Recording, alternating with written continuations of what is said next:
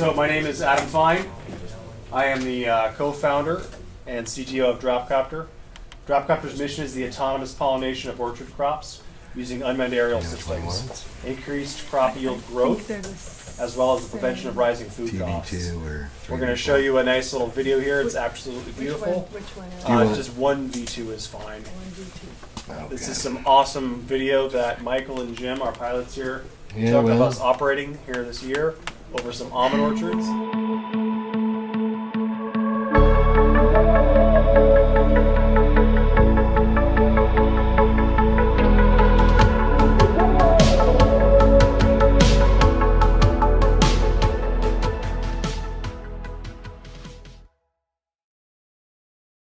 All right, so why is that important? Why are we pollinating orchards?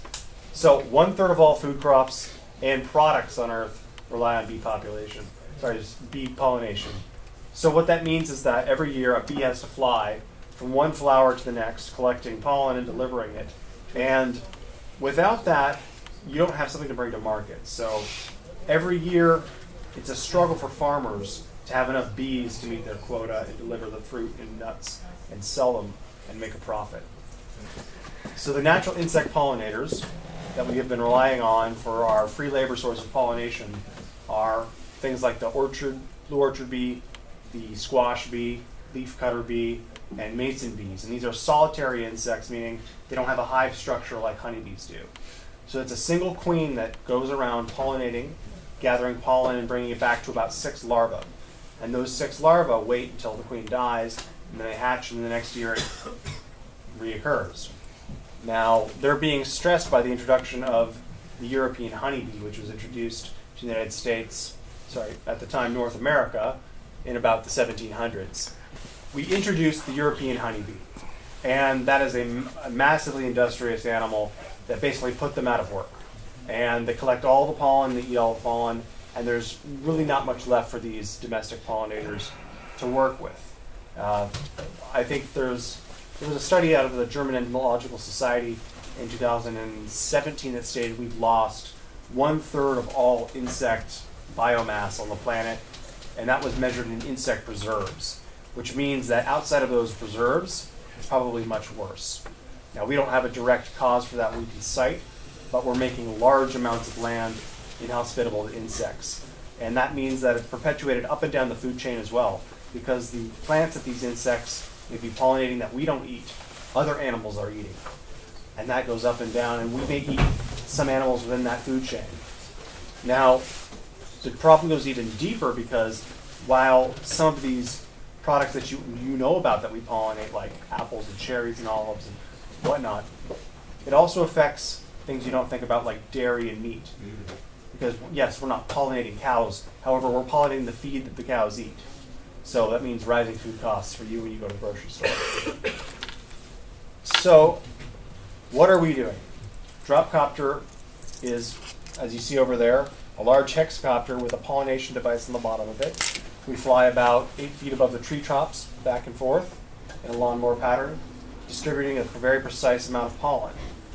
And as we do that, we can deliver an exact tailored amount of pollen that the grower wants, exactly where the grower needs it, which means we don't waste pollen.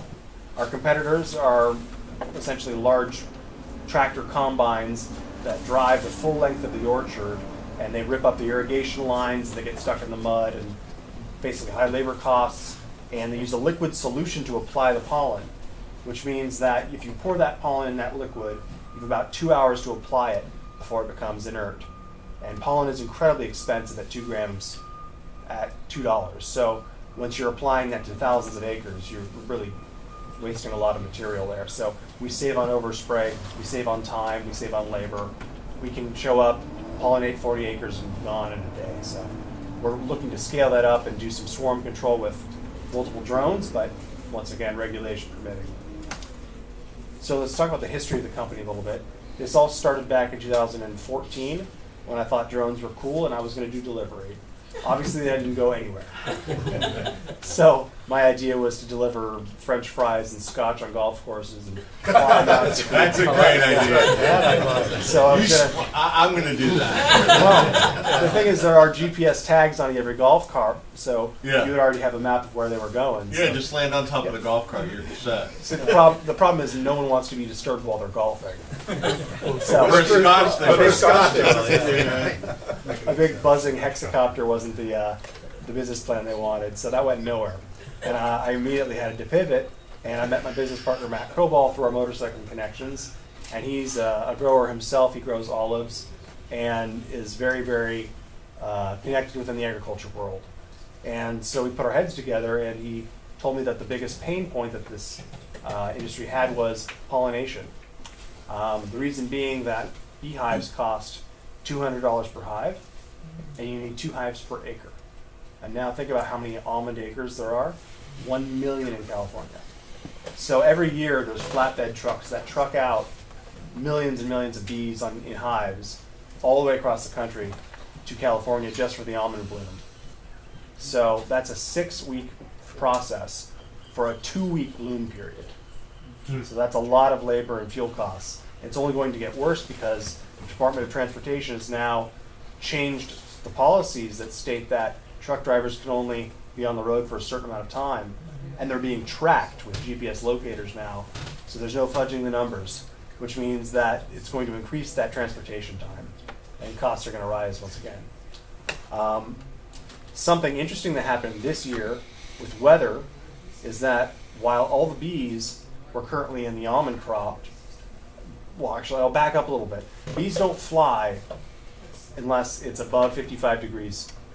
So that means they stay inside the hive. Now, they don't begin peak pollination until 66 degrees. So if the weather's bad, they're not going to be flying at all. If it rains, they're not flying at all. So within that 2-week period of bloom, you've got about, effectively, a maximum of 12 hours per day that they'll be flying within those 2 weeks. So at nighttime, nothing's happening. We can fly at nighttime. So you can fill that void. Exactly. So we can effectively double the pollination window, which is a massive, massive benefit to the industry. So something that happened this year was that late cold snaps kept the bees in the hives, in the almond orchards, because almonds bloom first, then cherries bloom. Now, because of that, the cherry growers had no bees once they bloomed, and they were desperate for pollination. And through Jim's connections, we met a lot of cherry growers that were very, very happy to have our services. And we've made a lot of good connections there and found out that cherries are a massively lucrative business. As they're the first fresh fruit to market, it's $20,000 per acre. So now, why we're so attractive is that not only do we pollinate, but we can also increase nut set by 15%. So when you're increasing nut set by 15% to a $20,000 per acre crop, it's a really big value proposition to the growers. So we're very, very proud of that. We are doing third-party studies to prove that it's not only nut set, but yield increase. And that's really the holy grail of this, is proving that yield increase. So that's what we're doing in New York. We're involved with the Genius New York program, which granted us $250,000 to continue our studies and develop and scale this business. So our next plan and course of action is to pollinate apples, which are a big crop in New York, but also in China and in Washington State. So our next trials will be testing apple viability, and we'll be working with the New Air Alliance in New York at the test site there to do BVLOS stuff as well as nighttime exemption stuff. Let me. I'm really excited for that. You talked about the cherries per acre. Do you know what the number is? The crops for almond per acre? It's lower. We were surprised to hear Really? that. I'm surprised. Yeah. It's while there is it's the largest crop in California. It's about $3,000 to $4,000 per acre. And you said cherries was Cherries $20,000. are $20,000. Wow, I did not know that. Yeah, because they're first to market, so it's the first fresh fruit. Apples are also up there near 20 as well. Really? Yeah. So, just to give you a perspective on how serious this problem is taken, China understands agriculture. They understand how important it is.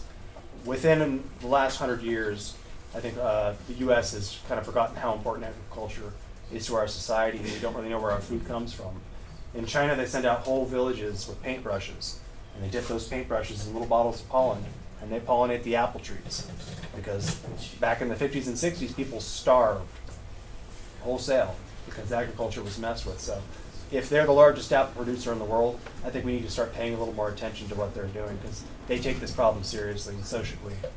So I would ask you, when you go home tonight, take a look in your fridge and ask, which third of the foods in there would you be willing to give up? And is that okay with you? Because if we don't do something about this, we're going to see starvation and rising food costs. And we're going to see it within the next 50 years, because the World Health Organization estimates we're going to have 9.5 billion people on Earth. So in closing, I'll just take some questions. Please. So what's your average altitude? What's your altitude over crops? I would say about 30 feet, Jim. Cherry orchards, a lot of orchards are pruned at 12 feet. So what happens is at 30% bloom, there's two phases. So at 30% bloom, we do 35 grams an acre, and then we come back at 70% bloom and do 70 grams an acre. So there's two passes. So we do the first at 8 feet above crop, and then at 12 feet above crop. Problem is sometimes they're not pruned, Right. so we have to, we have Deal with the topography. yeah. So there's a lot of challenges. A lot of challenges with when you're dealing with. It's very hard to see, and then LiDAR has a problem because when these are blooming, you don't have a full canopy of leaves, so Right. you just have a bunch of sticks. Right. And barometric pressure at low altitudes is very volatile, and basically we're running Pixhawk, so their margin of error is 2 meters, and Yeah. that's like the whole world to us. So Right. there's some challenges involved with that, but basically I would say 20 to 25 feet. So Patrick will be interested. I mean, Patrick and I are on the same wavelength as this, and as a lot of you are. But I mean, you talked about the inability to use the swarming technology, or to add more, drones into that space to get it done quicker. I mean, you guys can fly, and nobody's going to say anything. We're currently operating with obviously one person in command. There's per aircraft. Our long-term solution is a fully automated drone-in-the-box solution. Yeah. We want to stop building aircraft and partner with an aircraft manufacturer. There's people that make great systems, but Right. having one pilot per drone is not a scalable operation. Right. So that's why we think that we're in agriculture the easiest point of entry for BDLOS operations, because we're so safe. We're flying over Yeah, trees. you're not in the any middle of nowhere. airspace. I mean, if this thing flies away, it's going to end up in a field or in a tree, Right. and no one's going to notice. Exactly. So I think the FAA is, or should rather, take a closer look at agriculture and some of the other use cases in it and say, this is probably Yeah. the best way to try this out. Right. So exactly. we're hoping to prove that, Wow. and I think we're doing a good job so far. Yes. Hey, Adam, thanks. I appreciate it. Brad Beach from the University of Southern Denmark. We're actually working with beneficials, so ladybugs on the organic crops. Very cool. And that project is finishing up this summer. Have you run into any problems with on the aerial spraying regulations? No, we have not. Dropping anything from a drone? No, we've not run into any of that yet. So, Okay. yes. This is your copter here, right? Yeah, this is one of our prototypes. So what is your expectation as far as per acre that you have to pollinate? How much can Payload? how much can you actually do, let's say on like one charge? Or would you maybe eventually use fixed wing where you can cover a lot larger area? I think fixed wing is not accurate enough for what we're doing. Jim, we're probably getting like, what, you said 30? Well, so Also these distribute with this, that's probably about a 22-pound copter. Future prototypes of the pollinator will be lighter, and I'm imagining that I will get about, I'm hoping for around 35 minutes. And what we'll try to do is match the amount of pollen with the amount of flight time. And currently something like this can probably fly 3.5 linear miles before it has to come back. How many acres might that? I would say that's gonna translate into close to 20, 15 to 20. But So we bring a bunch of- downdraft can also distribute the But pollen. also, better, right? also, we discovered by accident that the carbon fiber charges the pollen positively. So when we got done with almonds, we got photos back from a farm scientist person and farm science people that do farm and science. And but she took pictures of the very bottom blooms and just walked up to it and right up close, the pollen was completely covered on the leaf. It was amazing. And I learned that the hard way because I built the little funny plastic feet that you see there because it was the legs are a bit spindly on that. And I 3D printed those and touched and went each time went holy moly. So I put a little ground thing on there. Actually, Michael did. And then eventually I built them out of carbon fiber, which got rid of it. But now I built it bright yellow because as soon as you take off over an orchard, that thing disappears. I mean, with nothing on it, you saw the video. It's like, what's flying? Because it looks, It's a charge. So we essentially have no, a, it's good. Oh, it's good. It's good. So when he's Oh, talking it about, makes it stick the stick. it makes it stick. So when you're talking about these guys, they get on the back of like a mule type Yamaha go-kart, and they've got these things sticking up, and they're blowing this slurry that is ineffective, and he's spending all day out. You know, these guys have this tiny window, so they're out there. You know, I've been out with a lot of farms. These guys are busting their ass because their window's so tight. And the guys working day and night trying to pollinate, and so they're very interested in what we had to do. Yeah. But it was kind of a happy accident that it charged the pollen positively, and then the ground obviously pulled so it in. cool. So we were like, yeah, so we essentially have a flying electrostatic sprayer. I don't see that. You solved a problem you didn't know you had. Yeah, it's great. All right, well let's go out to across the street. Oh, okay. One more Please, go question. ahead. So, are you exempt from Part 137? Unknown. I mean, I've questioned as many people as I could about it, and I get all sorts of vague answers, and depends on who you ask. So I'd say no. I'd let that sleeping dog sleep over there in the corner. Yeah. Yeah. I've looked into it, and when you go through it, it's basically the handling of poisons. Really? You know, when you look at it, and it's the handling of poisons, mainly Roundup. That makes the Roundup is something 137. that occurs naturally in nature. Okay. So it's there's pollen everywhere. Those of you with allergies would know. Yeah, we blow it out our nose. Yeah. So and we're bringing food, so leave us alone. Right. Well, no, I would. That would be the argument that I would use, that it's in the air and in the air already. Good. I'll be calling you when we go to court. I will be there. Just tell Patrick said it was okay. Keep your meat hooks off my. Well, wait, I don't want to use that. Keep your meat hooks off my cherries. The guy at Trump School said it was okay. That's right. Exactly, but I don't know if that's going to work. We're a mixed company. So let's head across the field, and we'll get a demo. I want to see Dropcopter first, because I want to do that before the wing kicks up. And then we're going to see Gene do the parachute demo. So we'll meet you out there. And you didn't have anything to say, huh? Boy, you That was were really laying good. it out there. Really cool. You want to see comedy? Well, For a guy with nothing to say. It wasn't really structured. Just kind of No, rambling. it makes all the sense. Watch this. Thanks for your comments. We really like it. Yes. Where is it? Oh, underneath. Did you get any about time? Spain, assuming EU. I did. We actually obtained permission for dispersing was needed in the EU, and you will definitely get it as well. Turn off if the you follow recorder. the procedure that Actually, do you want to... share it.